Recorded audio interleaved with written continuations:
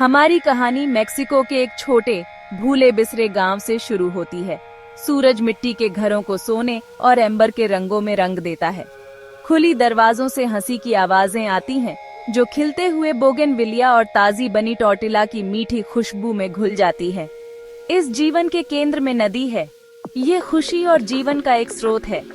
बच्चे इसके उथले हिस्सों में खेलते हैं। उनकी खुशियों भरी आवाजें घाटी में गूंजती हैं। माँ देखो मैं कितनी तेजी से भाग सकता हूँ। मातेओ, मेरा इंतजार करो।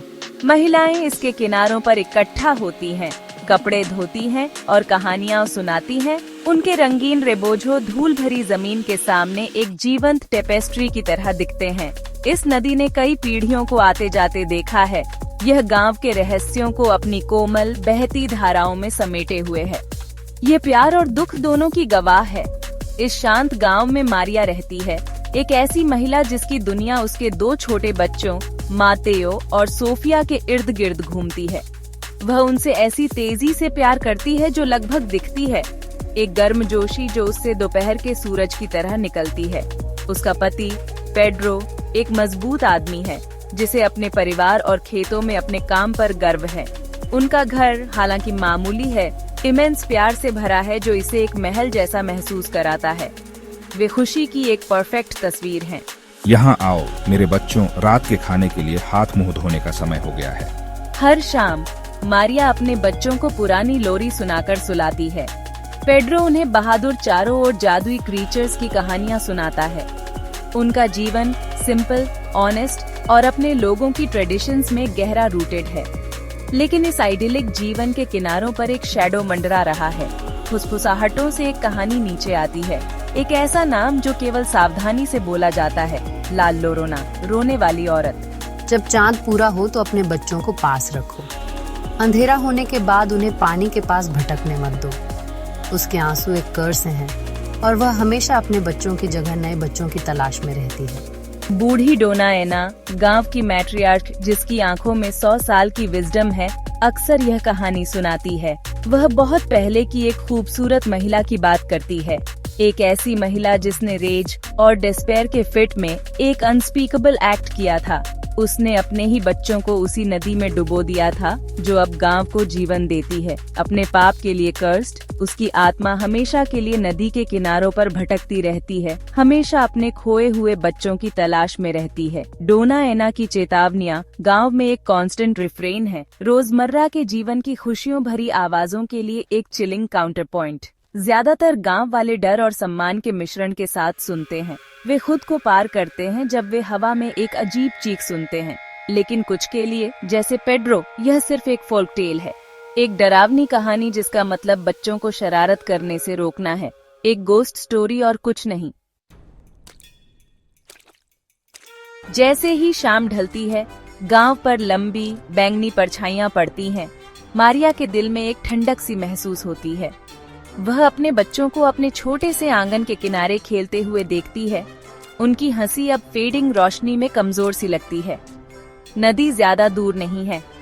वह उसकी हल्की मरमर सुन सकती है, एक आवाज जो कभी कंफर्टिंग थी लेकिन अब ऑमिनस लगती है। मारिया, मरिया, मातेओ, सोफिया, अब अंदर आ जाओ, अंधेरा हो रहा है। अरे माँ बस थोड़ी देर और। प्लीज माँ, हमें डर नहीं लग रहा है। उसके बच्चे अपनी बनावटी दुनिया में खोए हुए रिलक्टेंट होकर ओबी करते हैं।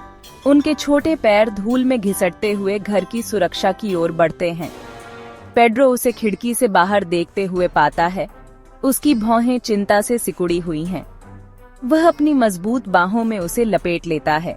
क्या बात है मेरी जान, तुम पूरे दिन परेशान दिख रही हो।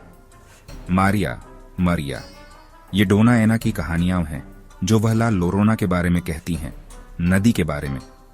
मुझे आज रात एक ठंडक महसूस हो रही है पेड्रो, एक गहरी अनसेटलिंग ठंडक। उसे एक प्रेमोनिशन महसूस होता है, एक माँ की इंट्यूशन कि कुछ बहुत गलत है, एक ऐसी फीलिंग जिसे वह कितनी भी कोशिश कर ले हिला नहीं सकती।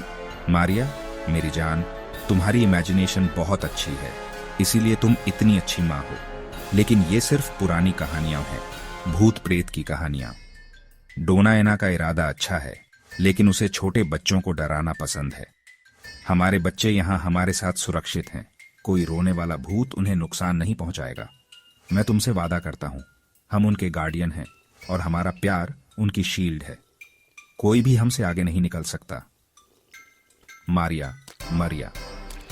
लेकिन क्या होगा अगर यह सिर्फ एक कहानी नहीं है, पेड्रो? क्या होगा अगर एक माँ का दर्द मौत के बाद भी बना रहता है? क्या होगा अगर उसका दुख सच है? तो हम मिलकर उसका सामना करेंगे। अब चलो, बच्चों को सुलाते हैं। वे सुरक्षित हैं, हम सुरक्षित हैं। मारिया उसे मानना चाहती है। वह बेसब्री से चाहती है कि उसकी सर्टेनिटी उसकी अपनी बन जाए, लेकिन उसका डर एक जीवित चीज है जो उसके पेट में कुंडली मारकर बैठा है। रात गहरी होती है। गांव में एक गहरा सन्नाटा छा जाता है जिसे केवल झिंगुरों की आवाज तोड़ती है। अपने छोटे से घर के अंदर मारिया सो नहीं पाती।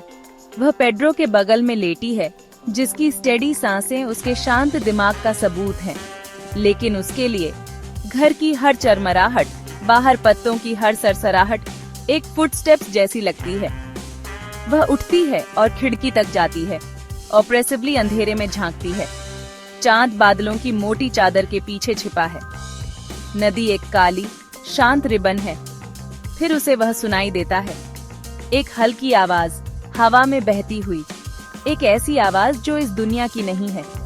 यह एक धीमी मौन के रूप में शुरू होती है, एक गहरे दुख की आवाज जो पृथ्वी की आत्मा से आती हुई लगती है। यह करीब आती है, तेज होती है। यह एक वेल बन जाती है, एक डेस्परेट, दिल दहला देने वाली चीख जो रात की शांति को चीर देती है। हाय मेरे बच्चों, मेरे बच्चे कहाँ हैं? मारिया का खून जम जाता है। उसकी सांस गले में अटक जाती है। यह हवा नहीं है, यह कोई जानवर नहीं है, यह डोना एना की कहानियों की आवाज है। यह लाल लोरोना की चीख है। उसका दिल पिंजरे में बंद पक्षी की तरह उसकी पसलियों से टकराता है। एक फ्लैशबैक प्रेजेंट को तोड़ देता है। हम एक और महिला को देखते हैं, सदियों पहले। उसका नाम भी मारिया था। वह खूबसूरत थी, लेकिन उसे धोखा दिया गया था। उसका अमीर प्रेमी, उसके बच्चों का पिता, उसे अपनी ही क्लास की एक महिला से शादी करने के लिए छोड़ गया। एक ऐसे दुख से घिरी हुई जो मैडनेस में बदल गया। उसने अपने खूबसूरत बच्चों को देखा। उसने उनकी आंखों में उसके ही जैसा कुछ देखा। रेज और अनबेरेबल दर्द के एक पल में वह उन्हें नदी में ले गई। वह उसे चोट पहुंचाना चाहती थी, उसके उस हिस्से को नष्ट करना चाहती थी जिसे वह छू सकती थी। उसने उन्हें अंधेरे, घूमते हुए पानी में धकेल दिया। जिस पल वे चले गए, उसकी सैनिटी क्रशिंग फोर्स के साथ लौट आई। उसके कार्यों का भार इमीडिएट और एब्सोल्यूट था। वह चीखी, प्योर हॉरर और रिग्रेट की एक आवाज, और उनके पीछे खुद को नदी में फेंक दिया। लेकिन बहुत देर हो चुकी थी। उसकी आत्मा को शांति नहीं मिली। पृथ्वी पर भटकने के लिए कर्सेड, हमेशा जीवित और मृत के बीच फंसी हुई। वह हमेशा उन बच्चों को खोजने के लिए कंडेम है जिन्हें उसने मार डाला था। उसकी एंडलेस पेनेंस रोना और भटकना है।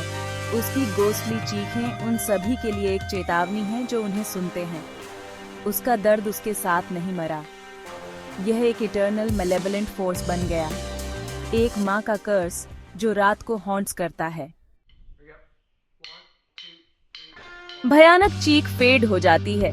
पीछे एक ऐसी खामोशी छोड़ जाती है जो और भी डरावनी है। घर की हवा भारी और ठंडी हो जाती है। मारिया खिड़की पर जमी हुई आखिरकार खुद को हिलने के लिए मजबूर करती है। एक अचानक पेट में दर्द पैदा करने वाला डर उसे अपने बच्चों के कमरे की ओर धकेल देता है। वह दरवाजा खोलती है। उसका हाथ कांप रहा है। कमरा खाली है।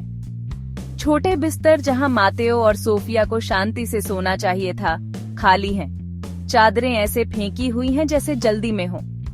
हवा में एक ईरी सन्नाटा छाया हुआ है। खिड़की वाइड ओपन है। उसके पर्दे रात की हवा में धीरे धीरे फ्लटरिंग कर रहे हैं।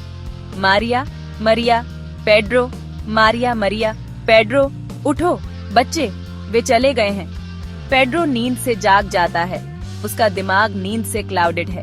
वह बच्चों के कमरे में लड़खड़ाता हुआ जाता है। उसका डिसबिलीफ जल्दी ही पैनिक में बदल जाता है, क्योंकि वह खाली बिस्तर देखता है। उनके घर की आरामदायक गर्मी गायब हो गई है, जिसकी जगह एक चिलिंग वॉइड ने ले ली है। जिस प्यार और सुरक्षा पर उसे इतना यकीन था, वह लाखों टुकड़ों में बूंद हो गया है। जिस भूत की कहानी को उसने इतनी आसानी से डिसमिस कर दिया था, उसने अभी अभी उसकी दुनिया को तोड़ दिया है। वह अब एक प्राउड पिता नहीं है, वह कोलैप्स के कगार पर एक डेस्परेट आदमी है। मातेओ, सोफिया। पेड्रो एक लैंटर्न लेता है और रात में बाहर भागता है। अंधेरे में उनके नाम चिल्लाता है। मातेओ, सोफिया। उसकी आवाज डेस्परेशन और डर से फट जाती है। वह नदी की ओर भागता है। उसका दिल एक भयानक सर्टेनिटी के साथ धड़क रहा है। वह कीचड़ भरे किनारे पर खोजता है। उसका लैंटर्न जंगली नाचती हुई परछाइयां फेंक रहा है। वह बार बार उनके नाम पुकारता है जब तक कि उसका गला बैठ नहीं जाता, लेकिन एकमात्र जवाब नदी का मजाकिया मर्मर है। वही नदी जिसने हमेशा गांव को जीवन दिया है, अब एक टूम जैसी लगती है। उसके बच्चे कहीं नहीं मिल रहे हैं। रात ने उन्हें पूरी तरह निगल लिया है। सूरज एक दुख में डूबे गांव पर उगता है। ये खबर तेजी से फैलती है। घर घर में डर की एक ठंडी फुसफुसाहट फैल जाती है। पेड्रो भोर में लौटता है। उसका चेहरा ग्रीफ और एग्जॉस्टन का मास्क है। उसके कपड़े कीचड़ से सने हुए हैं। वह एक टूटा हुआ आदमी है। श्राप सच है। रोने वाली औरत ने 2 और आत्माओं का दावा किया है। डोना एना अपने दरवाजे पर खड़ी है। उसे दुख भरी, समझदार आंखों से देख रही है। वह नदी की ओर देखती है जो बहती रहती है, उस ह्यूमन ट्रेजेडी के प्रति इंडिफरेंट है जिसकी उसने गवाही दी है। और शांत सुबह में कुछ गांव वाले कसम खाते हैं कि वे अभी भी पानी के किनारे से एक हल्की दुख भरी चीख सुन सकते हैं। एक माँ का इटर्नल लेमेंट।